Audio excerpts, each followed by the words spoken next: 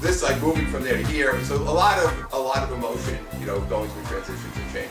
So whatever you're going through now, you want to understand that you want to do a couple of things. First is you want to be in acceptance that that situation or that relationship or whatever it is, that thing you're holding on to, is time to let go. And by letting go, I really mean emotionally letting go. And saying, okay, I have to realize that this is what it is. See, acceptance is great because it allows you to say, okay, this is what this is, and that's okay. And I think one of the problems we have, especially with family members or close friends or people we've had in our lives for a long time, is we keep hanging around waiting for this thing to get better. We're waiting for this thing to change. Or really, I think for a big part of it for us is we're waiting for the other people to change. Is that correct? Because we're perfect.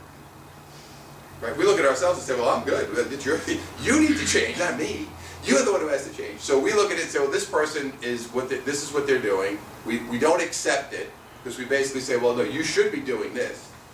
You should be acting this way. You should be treating me this way. And they don't do it. And it creates, again, this resistance for you because you're resisting what is actually who they are.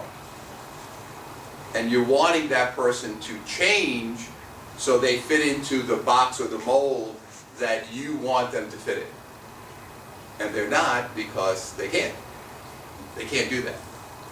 So for you, acceptance is a very big thing for all of us to just say, okay, this is what it is. I have to accept that this person is not changing. And again, when we get into the frequencies, they're in a whole different world than you. You're in a different place. And it's not good or bad. It's just what it is. So I think a lot of people, I know myself included, and as we go through this process, there's a lot of guilt in letting go. Because, and it doesn't mean you're calling up this person and saying, never call me again. You're not doing that. You can, but that's your choice. But it doesn't mean you're going to do that. But the bottom line is, you know emotionally that the relationship is going to be different. So on an emotional level, you know that relationship with that person, whoever that may be, and it could be your parents, and it could be your brother or sister, and it could be anybody, you know that that relationship in its old, the way it was before, the way you hoped it would be, or the way you thought it would be, is not happening. That's very hard to do on an emotional level. Because it's very difficult for you to sit there and say, okay, I have to let this go and be okay with it. So here's the key. If you feel guilty, if you feel remorseful, if you feel upset, whatever it is that you feel about that, that's okay. So you have to be okay with that. You have to be able to come to terms with that, and you have to also be able to deal with it. If you feel guilty, it's okay. You have to feel guilty and flush it out. Don't resist feeling what you feel. Don't resist feeling guilty. Don't resist feeling upset. Don't resist feeling like you're a bad person. Don't resist all that. Just say, okay, I have to accept this so I can let it go, flush it out of my system, let it go, so I can shift myself into a different energy and start to elevate. Because you're going to keep pulling yourself back down if you hold on to that guilt and shame and whatever those feelings are. But you need to accept those feelings and then kind of let it kind of flow through your body, let it kind of come out. And you may be crying, you may be upset, and you may be emotional. Whatever it is that happens, you want to make sure that you kind of move into that space of, okay, this is time for me to let it go. And I have a lot of people telling me, oh, I'm cleaning up my garage, or I'm cleaning up my apartment, I'm throwing stuff out, I'm doing this. So that's also good. You may have a lot of stuff hanging out, clothes that you didn't wear, and people never throw anything out. They have the same, it's funny because I know every time I talk to, I have a friend in New York who does fashion consulting and all that, and she said, the people wear like 20% of their closet. Is that true? I'll answer later, because men, we wear like 3% of our clothes. We only wear like the same 4 things every day. But, they said, remember, you just keep going back to the same stuff. There's a lot of stuff that you don't need. It creates clutter. Clutter blocks your energy as well. So you want to kind of clear out space. Clear out space, because if you don't clear out space, you can't receive what you need to receive. But that's mostly important with people. Because to understand something, you have to look at your energy and your time now as an investment. So you have to look at your day and say, how much time am I investing in people and situations that are not serving me? Now, listen, nobody's 100%. I don't care who you are. Nobody's at 100%. Yes, I do everything all day just for myself, and that's it. Nobody's doing that. If you are, please come up here, and you can certainly take my place, because I don't think anybody's doing that. But you know, when you look at the day, you say, what percentage of the day? How much time do I spend a day doing stuff that I don't want to do, or doing things, or going to see people who are upsetting me, or getting around certain situations and circumstances that are not good for me? How much time do I spend doing that? And it's a very interesting thing for us, and we all go through it. And I was doing a webinar the other day, and a woman called in with a question, and she said, you know, I have kids, and I have a business, and I feel like I have to take care of what I'm doing at work, take care of my kids, and then by the end of the day, by the time I get back, and by the time I get home, you know, I'm done. And she said, how do I, and the question was, it was very interesting the way she phrased it. She said, how do I make time for myself? And in the form of how, where she was almost like, how do I do it? And again, you have a choice.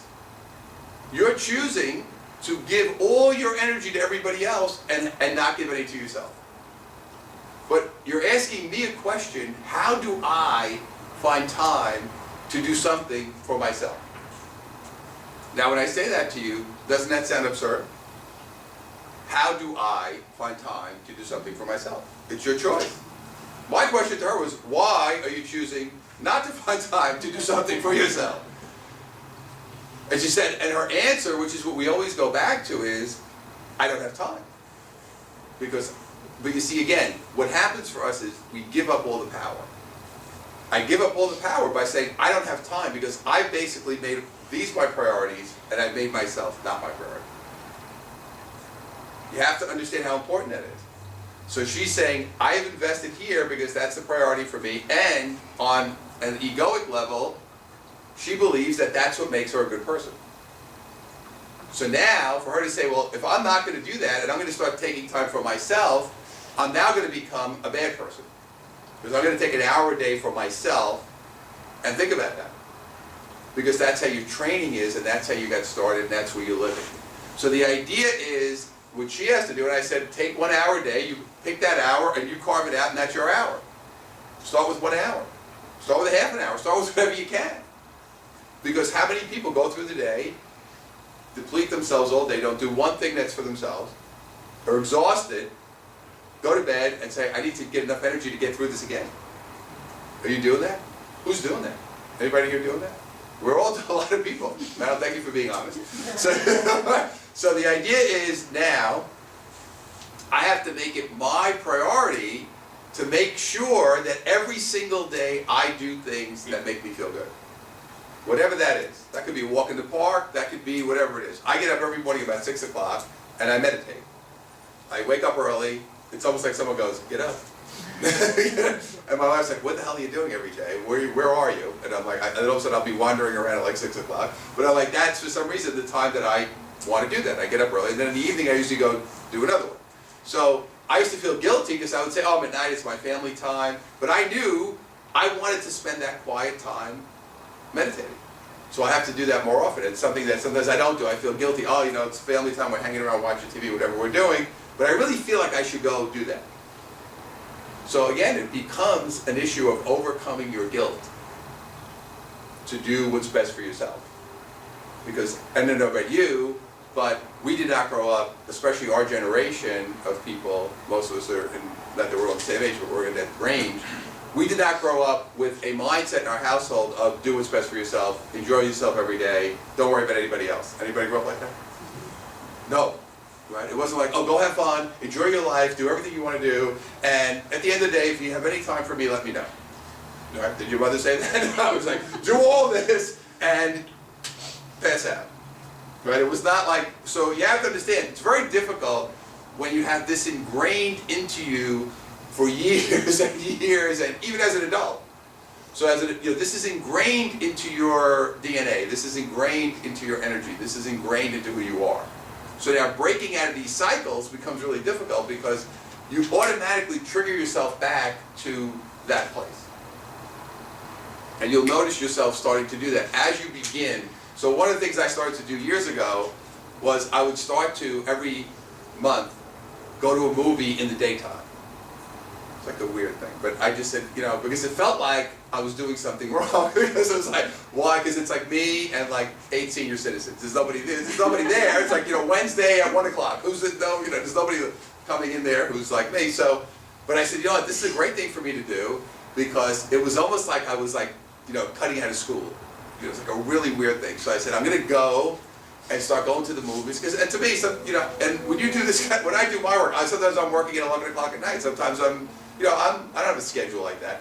So I remember the first time I did it, and I started to say, okay, I needed to start breaking this energy, and I want to start doing this weird stuff, and I go pick a movie, and I'm going to, oh, it's like 1 o'clock, I'm going to go, and I'm going to go get a Starbucks. I had the whole plan what I was doing. And I go in, and I'm sitting in the movie theater, and I'm sitting there with my popcorn, and I was like, actually, my entire throat dried up. I was like choking, because I'm like, how could I be sitting here in a movie at 1 o'clock in the afternoon on Wednesday when I have so many things to do? So let me ask you this question. Is there ever a time when you have nothing to do? Think about it. Think about this for a minute. Is there ever a time when you get up in the morning and say, oh, I'm going to have nothing to do? Does that ever happen? In your mind, do you ever think, I have nothing to do? You could always be washing something, cleaning something, you know, picking somebody up, getting gas for the car. You can always be, it's impossible to ever get up and just say, I have nothing to do, right? So that's a problem, because you're never going to get to that place. I think that's what everybody's waiting for. They're like, oh, I'm waiting for a time when I have free time. You don't have it, because your brain will not give it to you.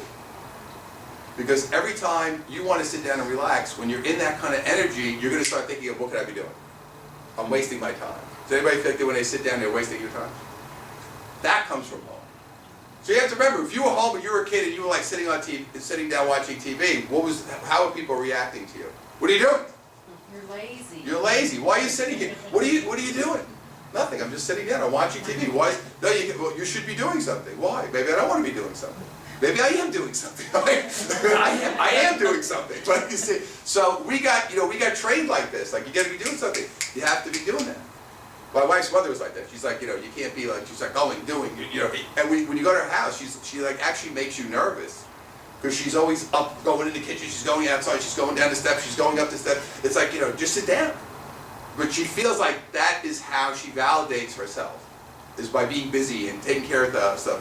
So that's where it drives us, right? Is that feeling of, when I do all this stuff, this is what makes me good, this is what gives me value, because I'm running all around, I'm taking care of everybody, I'm running around the house, I'm doing this, I'm doing that, look what I'm doing. So, it's crazy, right? But that's what you want to do. And then, we used to have a friend in New York, that was just my wife's friend. I won't take any of the credit for that.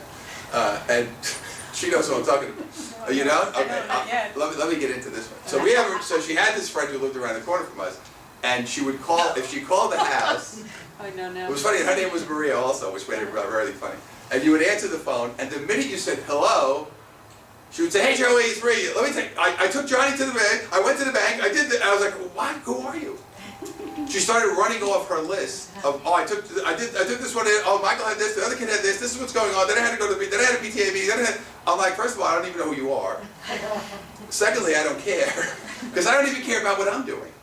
So why would I care about what you're doing? But she felt every time, if you ran into her on the street, you walk in the dog, she lived around the corner from us, I would run into her walking the dog, and she would launch into this. The minute you saw, it was almost like, let me tell you what I did. It's like, and she would like spit out this list of things.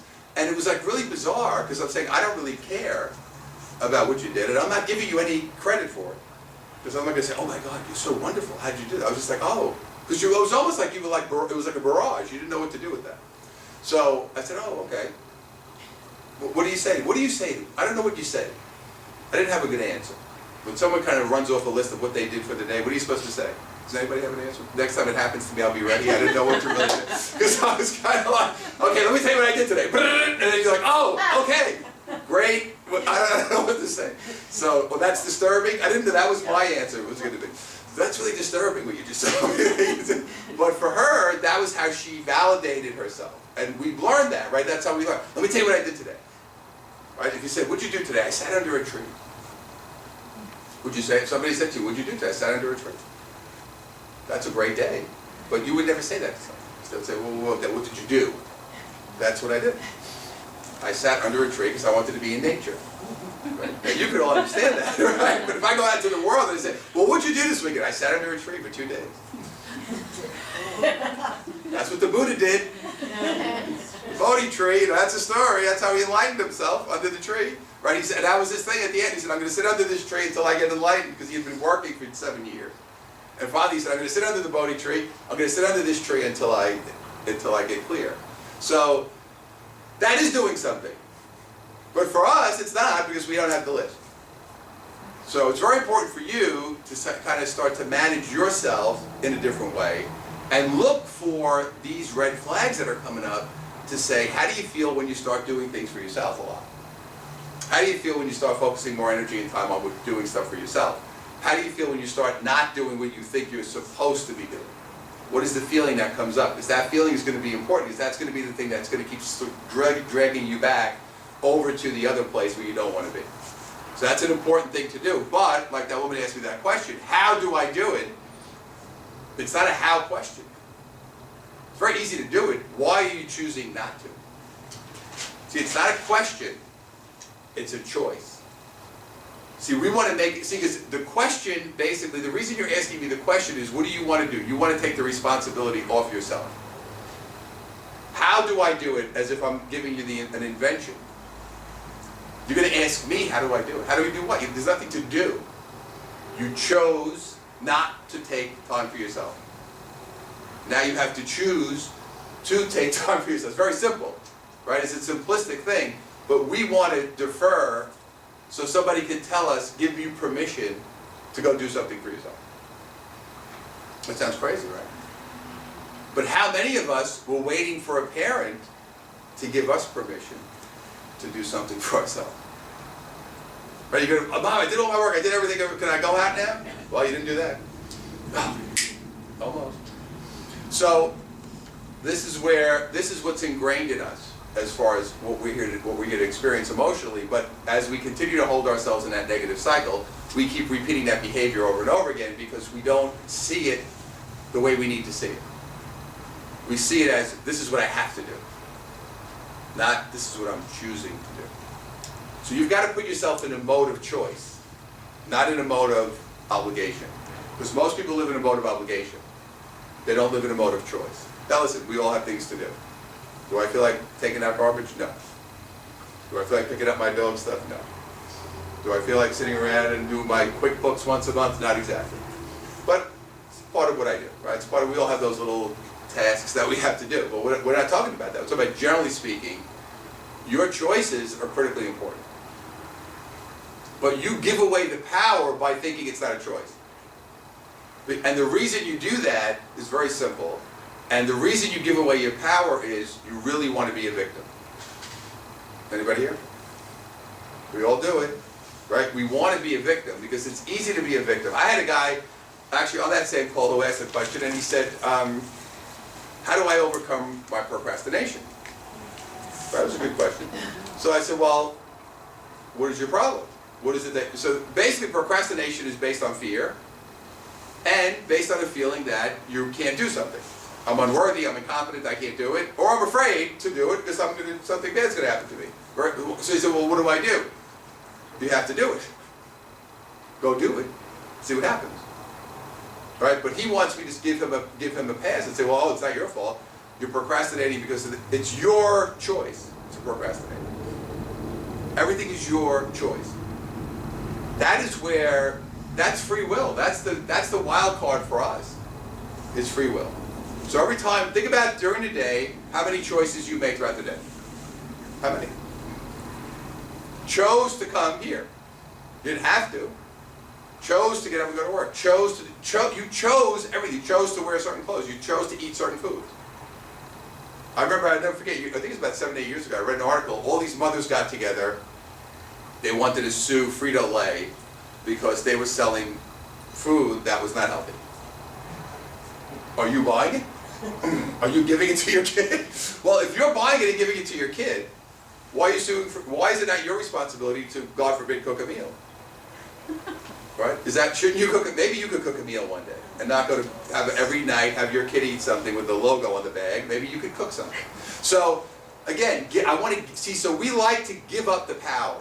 See, we like that because it allows us to stay victims, and most people love to be a victim because that's what you learn. You don't like it, but you learned it. This is learned, you learn to be a victim. So in your households, how many of you say you grew up in a household where the people were very victim-oriented, right? So that's what your life, you saw it, that's what you learned. You learned to be a victim because that's what the people in your house were. And then you went out into the world, and anytime there was a problem, you slide back into that energy of being a victim. And you lose all your power in that energy. All your power goes away.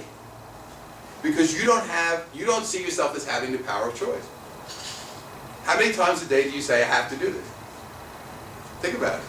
How many times a day do you say, I have to do this? So you want to catch yourself, because here's the key. You want to catch your words, whether they're coming out of your mouth or going through your head. So those words are coming through you all day. So you want to be very aware of that and say, ooh, I keep saying that. I keep saying I should, I have to. So you want to look for these little catchphrases that you use all the time. So as you start catching yourself, say, ooh, is that the choice I want to make right now?